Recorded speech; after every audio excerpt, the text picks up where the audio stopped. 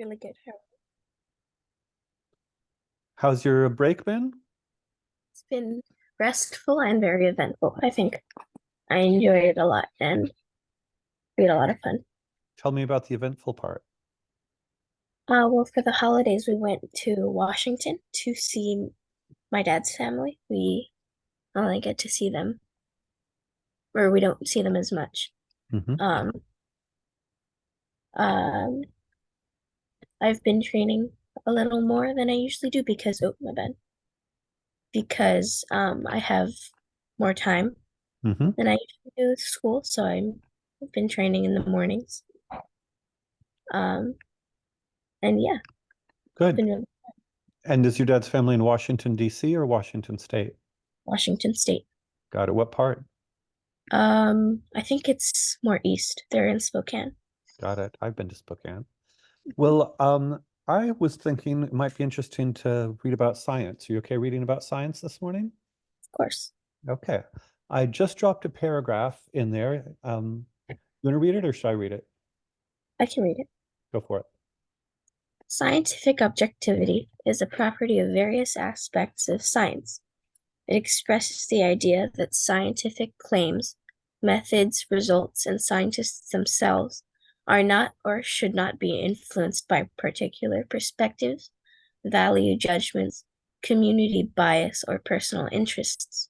To name a few relevant factors, objectivity is often considered to be an ideal for scientific inquiry, a good reason for valuing scientific knowledge and the basis of the authority of science in society.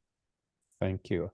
To what extent does that paragraph make sense? Easy, hard, somewhere in between? Well, I can read it, but I don't really understand what it means. I thought there might be a few concepts in there that might be a little bit new, which is why we can figure it out together. So let's go slowly.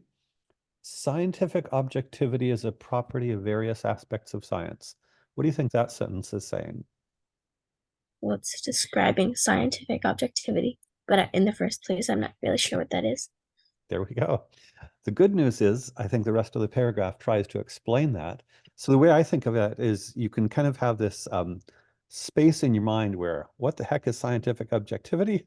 And then as we read the paragraph, hopefully it will fill in the blank. Does that make sense? Uh, Yes. so the next one, it expresses the idea, presumably the pronoun it refers to scientific objectivity. Make sense? So this second Yes. sentence is trying to explain right away. It wants to be helpful. It expresses the idea that scientific claims, methods, results, and scientists themselves, it's a long sentence, are not or should not be influenced by particular perspectives, value judgments, community bias, or personal interests, to name a few relevant factors. How you doing on that sentence? I'm still a little confused, but I was thinking of scientific objectivity as sort of a single viewpoint in of science overall, and I'm not sure. Okay. I think it might be helpful to focus in on are not and should not be. So let's just say, in some ways, one of the challenges of this paragraph is I think it's very wordy. You're just piling lots of words on there. And so let's just say, instead of the first gobbledygook, say let's just say science should not be influenced by particular perspectives. Let's just start with that. Do you think that science should not be influenced by particular perspectives? Or what does it mean for science? What would it mean for science to be influenced by particular perspectives?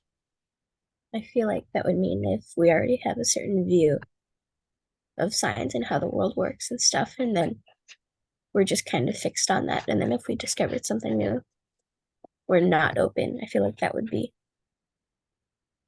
uh with a certain viewpoint, maybe. Okay. Um, I'll call that an interpretive hypothesis. So you kind of have a guess as to what that might mean. Let's go to the next one, value judgments. Science should not be influenced by value judgments. What do you think that means? When I think about value judgments, I the first thing that pops into my head are morals and stuff. Mhm. So maybe not influenced by that stuff, but I'm not sure. Does that make sense to you that science should not be influenced by moral judgments? Or do you think it should be influenced by moral judgments? Well, I mean, if I think it depends on what the science, is. Maybe that's not the best example, but I mean, if you're experimenting with something in science and it's dangerous, you should use moral values to decide things. But I feel like I don't know enough about that stuff to say that. Okay. So it's possible you might think there are times when science should be influenced by value judgments. Is that what you're saying? Yes. Okay. Then let's go to the next one. Community bias. Science should not be influenced by community bias. What might that mean? Well, a community of scientists, or maybe just a community of other people who have influence on that, on the science and on scientists, be politicians. And I go Go ahead. ahead. I was thinking that that makes sense because it's eventually up to the scientists to do science. So it makes sense because you're saying, let's take politicians. You're saying if science should not be influenced by community bias, you're thinking if the community bias is politicians, then it makes sense because they should not be influencing the science. Is that what you're saying? That's what I thought at first. Yes. Are there other communities that could bias science one way or another? Other knowledgeable people? I'm not sure. Okay. What would it mean to bias science? I think, well, to bias, well, the word bias, I feel like, is just having a certain opinion and feeling for something and not, it's not respecting.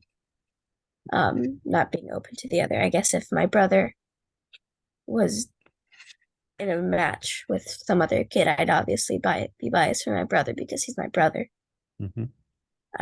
That's how I look at it. So I think maybe you could use bias for different experiments, or maybe um, if you made a certain breakthrough, then who would get to share it first, or how it would be shared.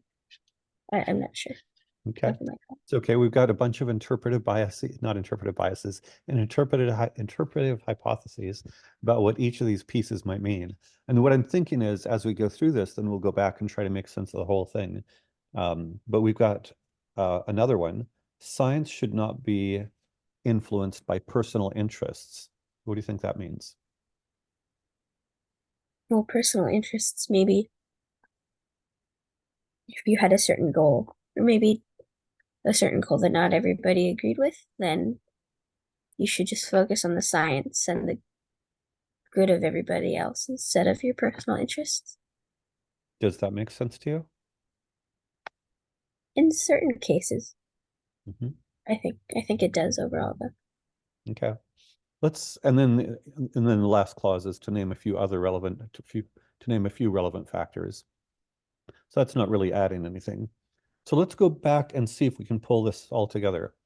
They're saying science should not be influenced by particular perspectives, value judgments, community bias, or personal interests. Does that make sense as a whole? Do those four different things, particular perspectives, value judgments, community bias, or personal interests, does it make sense that science should not be influenced by those kinds of things?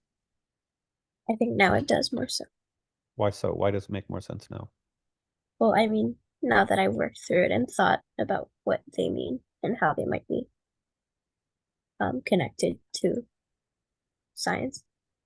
Well, except I'm confused because you said if value judgments mean moral judgments, you said that science should be influenced by moral judgments. Am I wrong, or did I misremember you, or have you changed your mind? You didn't misremember me, but I thought, or I didn't think that that would be used all of the time. I thought that maybe in certain cases they shouldn't be. In other cases, they should, but I'm not completely sure what those cases are. Okay, and yeah, there are lots of cases I understand in real time. It's hard to figure out all of the implications of this. So why do you think it's important that science not be influenced by these various things?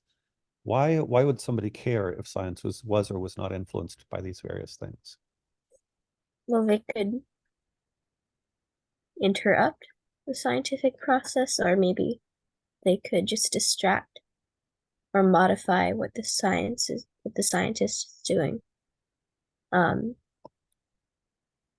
Something like that. So when you say modify or interrupt or distract or whatever, it sounds as if you have a mental model of science as something that is somehow different from all these influences. Is that accurate? So, How can you describe the part that is science that might be, call it disrupted by particular perspectives, value judgments, community bias, or personal interests? well, originally, when I hear you say scientist, I picture someone doing an experiment or working on something in my head. And I know that there are different types of scientists, but that's what I think of just automatically.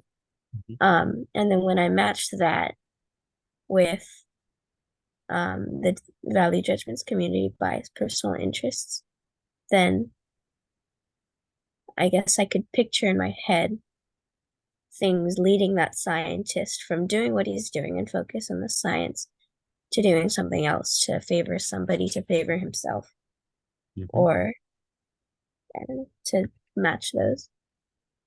Got it. Um, let's go back to the first sentence then. Because first sentence, scientific objectivity is a property of various aspects of science. It expresses the idea that scientific claims, methods, results, and scientists themselves are not or should not be influenced by blah, blah, blah. Does the concept of scientific objectivity make a little bit more sense now? A little bit. So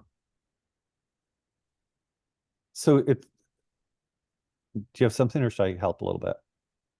I don't have anything. So you have this mental image. I mean, with the way you're talking, it almost sounds like there's the scientist in her lab working on the experiment, and she should not be distracted by this community bias or that personal interest or things. She just needs to focus on the science and the experiment. Am I accurately reflecting what you were thinking? Yes.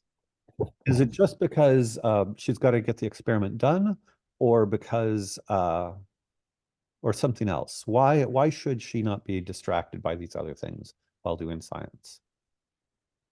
I mean, it could be for the good of society, or it could be just a breakthrough that would help overall. If I feel like that could be pushed over the trail that she's on, and that the scientist is on. Um, Other than that, though, I can't really think of anything else. So when you say for the good of society, I want to dig more deeply into that. But before I do, I want to go to the last sentence where it says, objectivity is often considered to be an ideal for scientific inquiry, a good reason for valuing scientific knowledge, and the basis of the authority of science and society. Do you think when you're talking about for the good of science should not be biased or influenced or distracted or whatever for the good of society? Is that similar to what they're saying here? I think so. I mean, a good reason for valuing scientific knowledge. I mean, scientific knowledge wouldn't really do you any good if it was false, would it? So this is interesting. This is the first time you've used the word false. So say more about what the relationship is between these biases and science being false. Well, I mean, I don't really know any cases of science being false besides way back when, but I mean, if the scientist or science was quote unquote distracted and misled by these things that they list, then it could eventually lead to it to be false. It could be so misled and things like that. That's, I think, what I was trying to. Okay, so this is helpful because my first mental model was, hey, The scientist is in her lab doing the experiment. Don't distract me. I got to get the experiment done. But now I'm hearing a different thing, and maybe this is what you originally meant. Now I'm hearing the scientist is in her laboratory doing the experiment, and if she has people saying, "Hey, do it this way. Hey, do it that way. Hey, think of it this way," she could come up with false results, in which case science is no longer valuable to society. Is that an accurate reflection of what you're thinking? I think so. Okay. Um, so let's read the whole paragraph and see how it lands now. I'll read it so you can kind of think about it. Scientific objectivity is a property of various aspects of science. It expresses the idea that scientific claims, methods, results, and scientists themselves are not or should not be influenced by particular perspectives, value judgments, community bias, or personal interest, to name a few relevant factors. Objectivity is often considered to be an ideal for scientific inquiry, a good reason for valuing scientific knowledge, and the basis of the authority of science in society. Does the paragraph as a whole make a little bit more sense now? I think so. How would you describe scientific objectivity at present? If somebody asked you, what's scientific objectivity? Oh gosh. I think science subjectivity is, I guess I'm gonna kind of quote from the paragraph. Um, a reason for valuing scientific or science and scientific things and for the good of society. I'm not quite sure. Okay, no problem. But I guess the question is, um, yeah, well, maybe let's look into objectivity. Have you ever heard the word objectivity before? No, How about the word object? I've heard the word object before. What is an object? To me, an object is I can't hear when you. you say object, I think of like a block or a book. It's a thing that I can hold. Okay. It's in real life. And how about subject? What does it mean to be a subject? I think a subject, or when you think of subject, or when you say subject, I think of the school subject, so something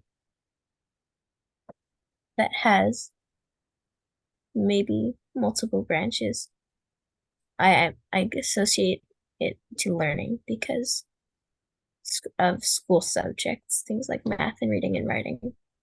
And that is a very common use, probably the most common use of the word subject you've experienced.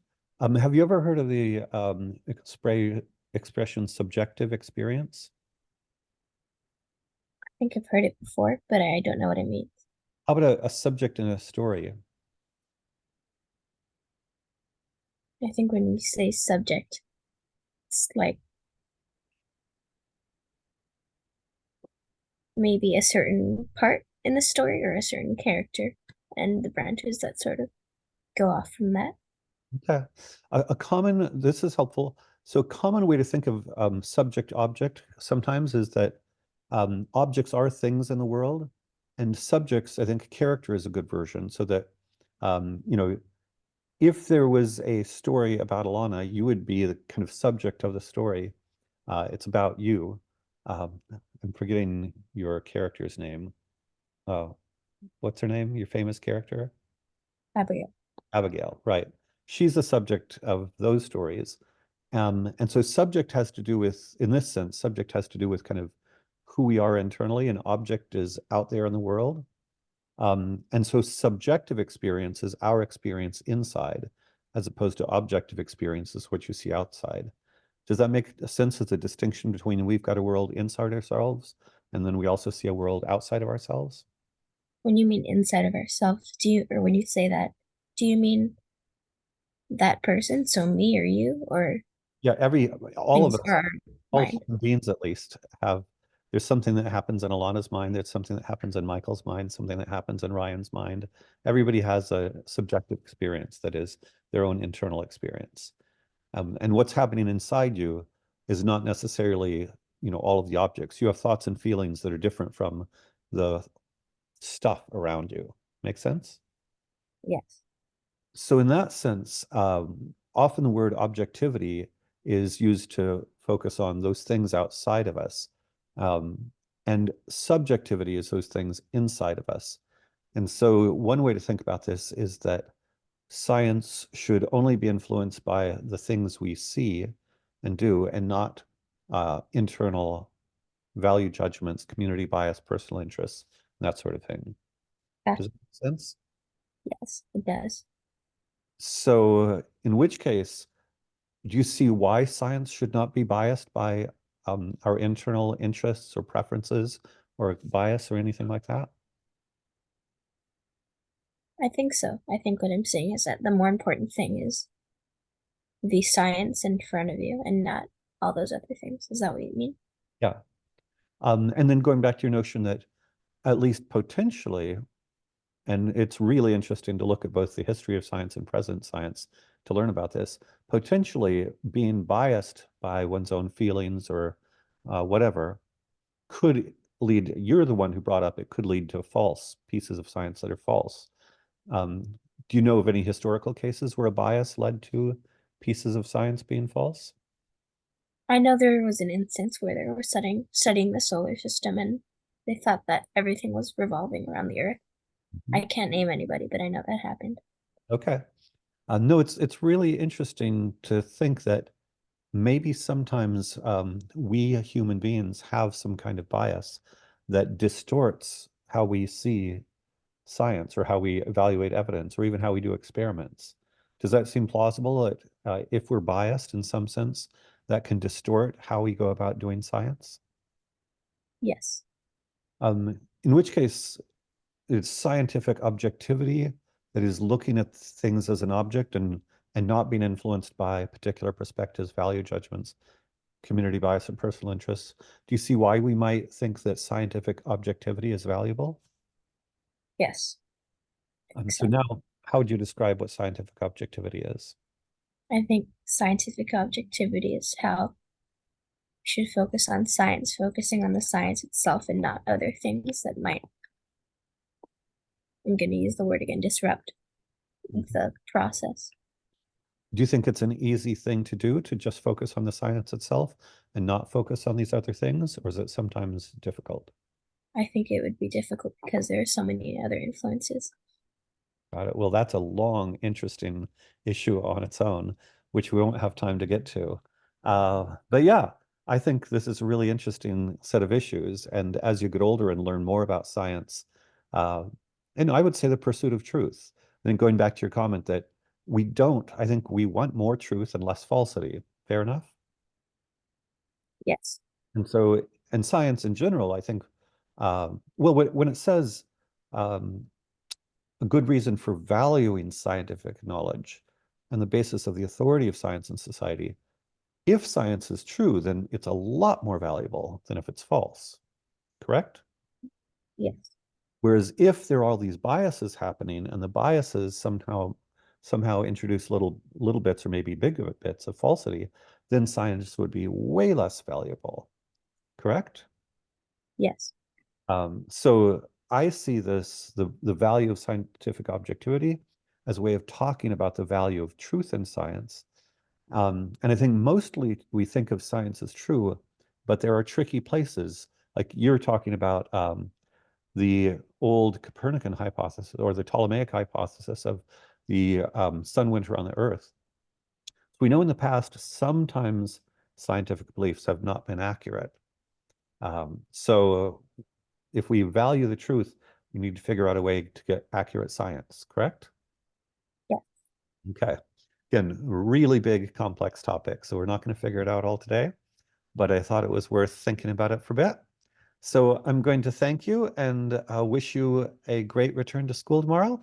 And good to see you again. Thank you. Good to see you again too, Michael. Bye-bye. Bye.